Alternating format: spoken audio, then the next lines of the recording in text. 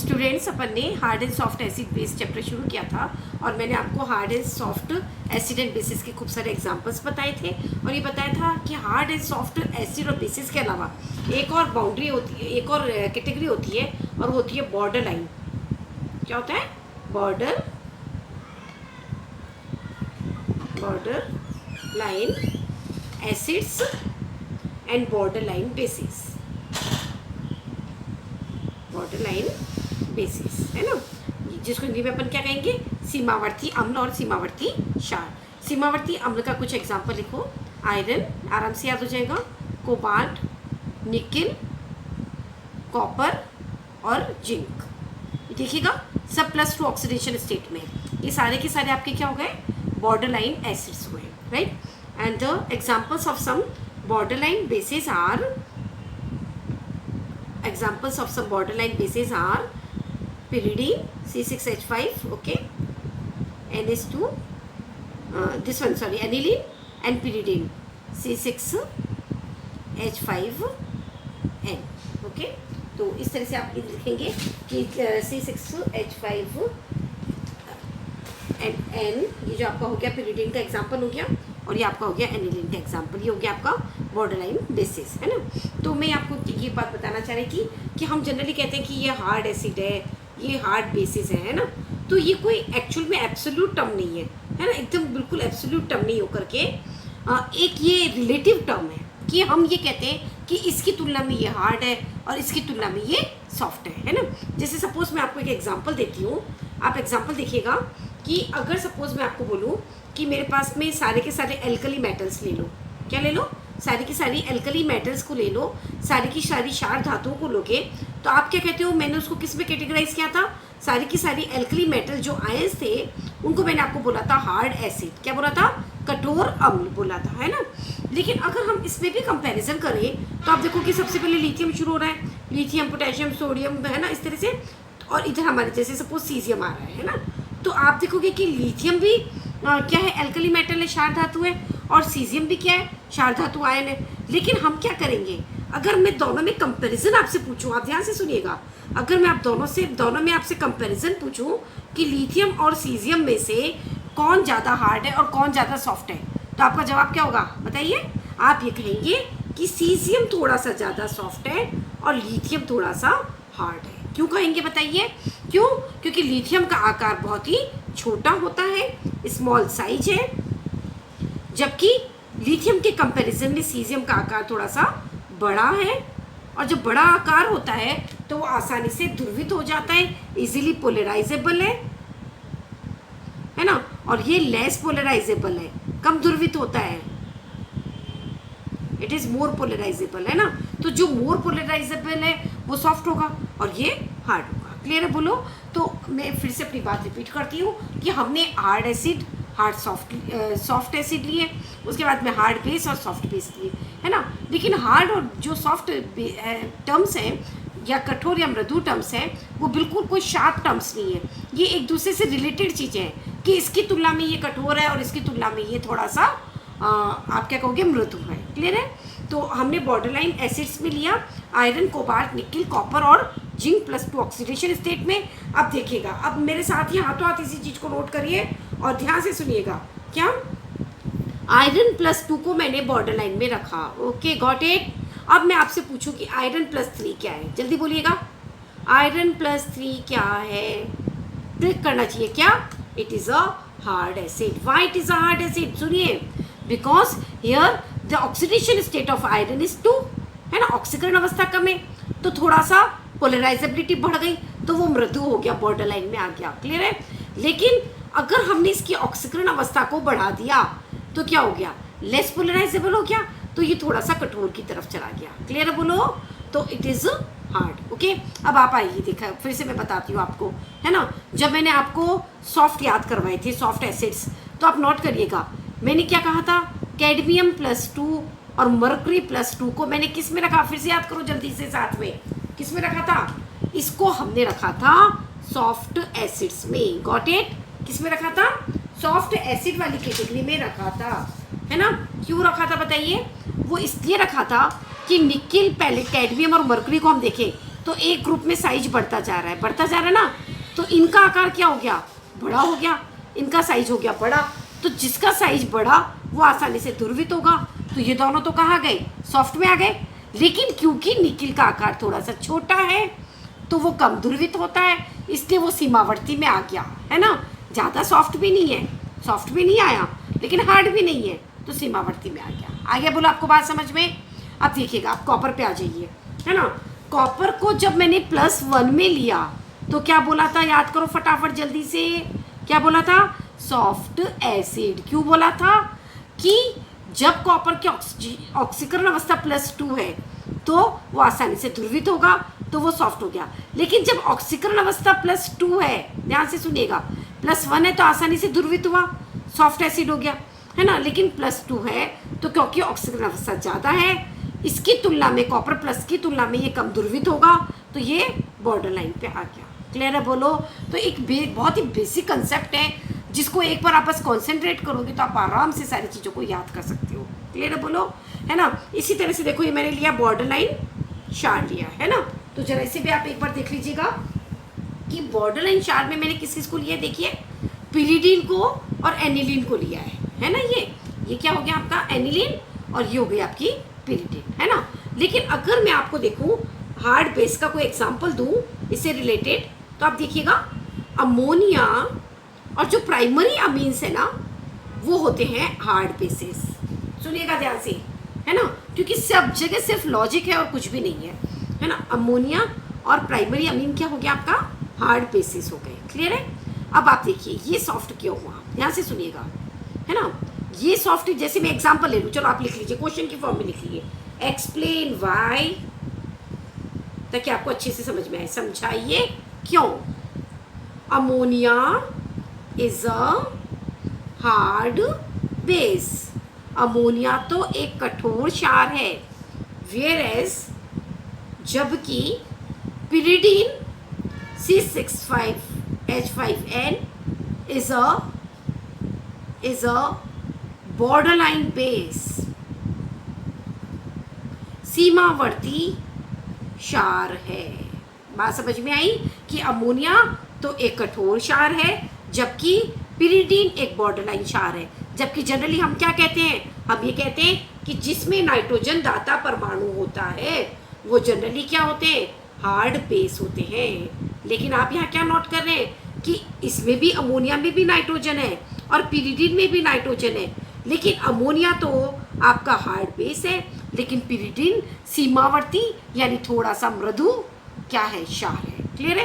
तो इस चीज़ को आप आराम से समझा देती हूँ मैं आपको कि किस तरह से हम इसको एक्सप्लेन करेंगे। तो आप सुनिएगा ध्यान से। अगर हम नाइट्रोजन को देखें दोनों ही केसेस में, नोट करिएगा, नाइट्रोजन अगर हम अमोनिया ले रहे हैं तो अमोनिया के केस में क्या आप नोट करेंगे कि जो नाइट्रोजन है उसके ऊपर 3 हाइड्रोजन लगे हुए ना भाई, क्या लगे, 3 हाइड्रोजन। तो देखिए मैं कैसे नोट कर रही हूँ, ये हो गया आपका नाइट्रोजन और इसके ऊपर लगे 3 H+। ध्यान से सुनिएगा, राइट। और ये सब मिलके हमें क्या दे रहे हैं, अमोनिया दे रहे हैं। क्लियर है बोलो। अब आपको मालूम है, सुनते जाइए, कि nitrogen is a hard base. Clear है। H+ is also hard. Clear है, हार्ड एसिड है क्योंकि पॉजिटिवली चार्ज है ना। और क्यों हार्ड है, देखो सुनिएगा, क्योंकि H+ में क्या होता है, एकमात्र एक प्रोटॉन होता है, इलेक्ट्रॉन होता ही नहीं है। और जब इलेक्ट्रॉन नहीं होगा तो ध्रुवणता नहीं होगी, वो आसानी से पोलराइज नहीं होगा, राइट। तो आप नोट करिएगा कि H+ सबसे कठोरतम अम्ल है, it is the hardest acid. Clear है बोलो। तो जब हम किसी हार्ड केंद्र पर हार्ड प्रतिस्थापी लगा देते हैं, हार्ड सब्स्टिट्यूएंट्स लगा देते हैं, तो वो उसको और भी हार्ड बना देता है।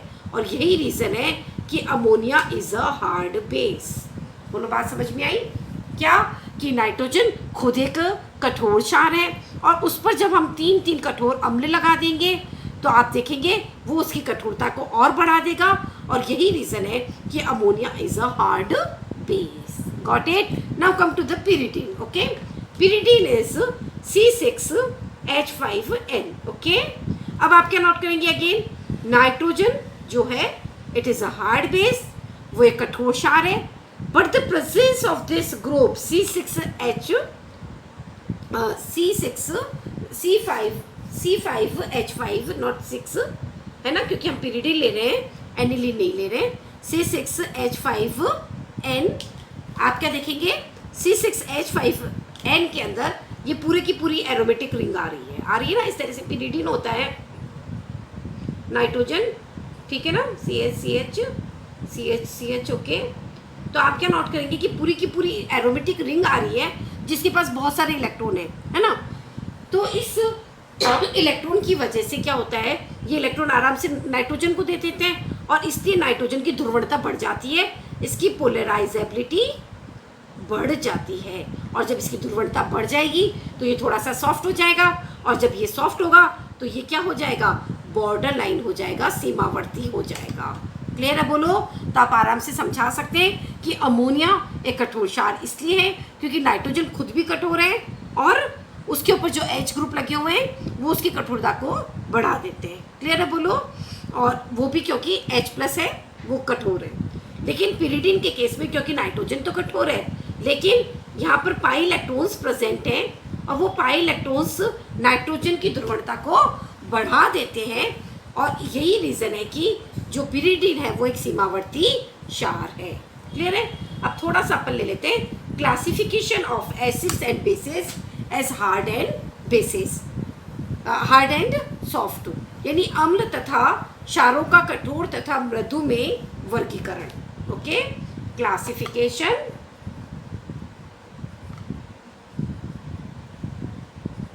Of acids and bases as hard and soft, है ना। फिर से बात अपनी रिपीट करती हूँ क्या, कि हार्ड एंड सॉफ्ट कोई एब्सोल्यूट टर्म नहीं है, it is a relative term, कि हम ये कहते हैं कि इसकी तुलना में ये कठोर है और इसकी तुलना में ये थोड़ा मृदु है। इसके लिए हम एक इक्वेशन लेते हैं, मेरे साथ साथ लिखिएगा BH+ CH3Hg+, इक्विलिब्रियम का निशान लगा के CH3Hg B+ और H+। ओके, तो आप यहाँ पे क्या नोट करेंगे, H+ इज द हार्डेस्ट, आ जाओ, H+ is the hardest acid, है ना। अभी बताया था ना कि ये सबसे कठोर अम्ल होता है क्योंकि इसका आकार बहुत ही छोटा है ना। और इधर आप देखिएगा कि जो मरकरी +2 है वो क्या होती है, सॉफ्ट बेस है, याद करते जाना बार बार। ओके, मरकरी +2 एक सॉफ्ट बेस है और इसके ऊपर जब हम CH3- ग्रुप लगा देंगे, यहाँ से सुनिएगा, मरकरी +2 पर CH3- लगा देंगे तो ये +2 और ये माइनस कितना हो गया, कितना +1। ओके, तो हमारे पास में बनता है मिथाइल मरकरी आयन, याद रखिएगा, मिथाइल मरकरी आयन, है ना। तो जब कोई केंद्र जो कि पहले से ही सॉफ्ट हो उस पर आप ऐसा ग्रुप और लगा दो जो कि खुद भी क्या है, सॉफ्ट। ये सॉफ्ट क्यों हुआ, क्यों, क्योंकि इसके ऊपर माइनस चार्ज है, इसमें इलेक्ट्रॉन की अधिकता है। ओके, तो जब हम किसी सॉफ्ट ग्रुप पर सॉफ्ट ग्रुप लगा देंगे तो वो और भी सॉफ्ट हो जाएगा। तो कहने का मतलब मिथाइल मरकरी आयन सबसे सॉफ्टेस्ट या सबसे सॉफ्ट बेस हो जाता है, ध्यान रखिएगा, it is the softest base, सबसे मृदु, मृदु क्या कहेंगे अब इसको, एसिड कहेंगे डेफिनेटली, सबसे सॉफ्ट एसिड है because it is positively charge, है ना। तो आप फिर से मेरी बात सुनिएगा, ध्यान से सुनिएगा, H+ सबसे कठोर अम्ल है जबकि मिथाइल मरकरी आयन सबसे मृदु अम्ल है। यहाँ तक आपको समझ में आ गया, क्यों, क्योंकि H+ के पास एक भी इलेक्ट्रॉन नहीं है, वो आसानी से ध्रुवित नहीं होता, इसलिए सबसे कठोर अम्ल है ना। जबकि मिथाइल मरकरी में Hg2+ ऑलरेडी सॉफ्ट बेस है, उस पर हमने एक सॉफ्ट ग्रुप और जोड़ दिया तो उसकी सॉफ्टनेस बढ़ गई। क्लियर है। तो अब हम किसके बीच में कंपैरिजन कर रहे हैं, हम कंपैरिजन कर रहे हैं in between the hardest acid and softest acid, सबसे कठोर अम्ल और सबसे मृदु अम्ल के बीच में। क्लियर है बोलो। अब आप मेरी बात को ध्यान से सुनिएगा, B क्या है यहाँ पर, B एक बेस है, H क्या है, सबसे हार्ड एसिड है, और मिथाइल मरकरी आयन सबसे सॉफ्ट एसिड है। क्लियर है, बोलो यहाँ तक, ठीक है। तो अब क्या है, अब हमारा बेस हार्ड होगा या सॉफ्ट होगा, ध्यान से सुनिएगा, हमारा बेस हार्ड बेस है कि सॉफ्ट बेस है, वो हम इस इक्वेशन से आराम से बता सकते हैं। कैसे कि अगर हमारा बेस हार्ड बेस हुआ, ध्यान से सुनिएगा, तो रिएक्शन बैकवर्ड जाएगी, रिएक्शन पश्चिम दिशा में जाएगी। क्यों? क्योंकि अगर हमारा बेस हार्ड बेस है तो वो H+ के साथ जुड़ना पसंद करेगा। क्यों? क्योंकि पियर्सन का सिद्धांत क्या कहता है, पियर्सन का सिद्धांत ये कहता है कि एक हार्ड एसिड हार्ड बेस के साथ जुड़ता है और स्थायी संकुल बनाता है, और एक सॉफ्ट एसिड सॉफ्ट बेस के साथ में जुड़ करके ही स्थायी संकुल बनाते हैं। क्लियर है, बोलो। तो अगर हमारा बेस हार्ड बेस हुआ तो वो H+ से जुड़ना पसंद करेगा, ओके, और रिएक्शन कहाँ जाएगी, बैकवर्ड जाएगी और BH+ बनेगा। क्लियर है, बोलो। अब इसकी उल्टी बात करिएगा। उल्टी बात क्या, कि अगर हमारा बेस क्या है, सॉफ्ट बेस है, तो it will prefer to combine with methyl mercury ion, है ना, और इससे कंबाइन करके हमें ये देगा, और जो रिएक्शन है वो आपकी जाएगी फॉरवर्ड डायरेक्शन में। क्लियर है, बोलो। रिएक्शन आगे की दिशा में जाएगी, है ना। हमें कंपैरिजन आसानी से हो, इसीलिए हमने क्या करा है, कंपैरिजन के लिए ये भी देखो मोनोवैलेंट लिया है जिसमें +1 चार्ज हो, और ये भी मोनोवैलेंट लिया है जिसके ऊपर की +1 चार्ज हो। क्लियर है। तो फिर से अपनी बात रिपीट करते हुए कि अगर हमारा बेस हार्ड बेस हुआ तो it will prefer to combine with the hard acid H+ and reaction will proceed in backward direction. Got it. और अगर हमारा बेस सॉफ्ट बेस है तो it will prefer to combine with methyl mercury ion and reaction will proceed in the forward direction. Clear है, right. अब हमारा जो next video आएगा उसमें मैं आपको करेक्टरिस्टिक्स बताऊंगी कि कठोर तथा मृदु अम्ल और क्षार के क्या अभिलाक्षणिक गुण होते हैं। क्लियर है, okay, thank you so much for watching the video.